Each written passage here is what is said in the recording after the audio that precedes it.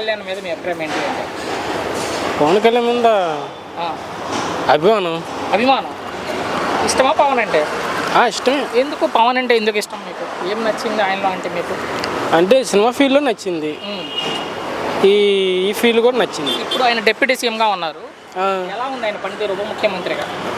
పర్లా బాగానే ఉంది, చేతనే ఉన్నాడు, మంచి షర్ట్ బాగానే చూసుకుంటున్నాడు.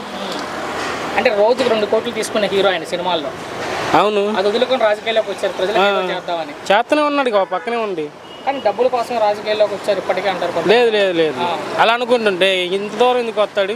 సో ఇప్పుడు ఆయన గెలిచాక ఎలాంటి మార్పులు చూసారు మీరు డిప్యూటీ సీఎం అయ్యాక? చూసా, ఆ, ఫోన్లో చూసా. అదేలే ఆ. చేస్తున్నారా చేయట్లేదా? అంతే. ఏంటి మరి ఆయన ఉప ముఖ్యమంత్రి అయిన తర్వాత ప్రజల కోసం ఎలా కష్టపడుతున్నారంటే పవన్ కళ్యాణ్? కష్టపడుతున్నారంటే కష్టపడుతున్నారు, ఇచ్చిన హామీలు నెరవేరుస్తున్నారా? నెరవేరుస్తున్నారు. ఆయన్ని వ్యక్తిగతంగా తిట్టే వాళ్ళకి ఏం చెప్తారు మీరు? ఆయన్ని పర్సనల్గా తిట్టే వాళ్ళకి? అది మనం అనుకోకూడదు కదా. సో మీరు ఆయన అభిమానం అంటారు కదా. అవును. సో పవన్లో నచ్చే విషయాలు ఏంటి మీకు? ఆయనలో మీరు నచ్చే విషయాలు? నచ్చే విషయాలు తెలిసిందే కదా. ఇప్పుడు మాట ఇచ్చాడు, సక్సెస్ చేశాడు అక్కడ. సో భవిష్యత్తులో ముఖ్యమంత్రి అవకాశం ఎంతవరకు ఉండొచ్చు పవన్ కళ్యాణ్ అంటే?